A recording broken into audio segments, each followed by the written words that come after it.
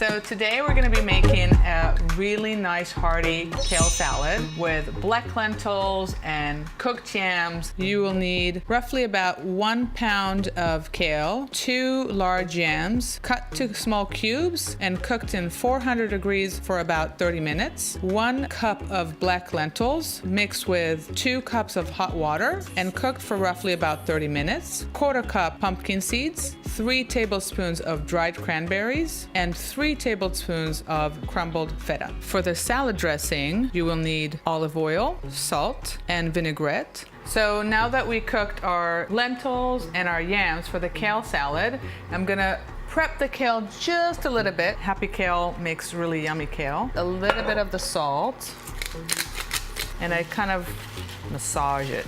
And now we can add the warm lentils. They can be cold. You can make them the day before if it makes it any easier. So like I said, you can eat the salad warm or cold, or it's my favorite take to work kind of salad. Now the yams has such a nice and wonderful colors, the green, the orange. Then I toss the cranberries, the pumpkin seeds, and the feta cheese.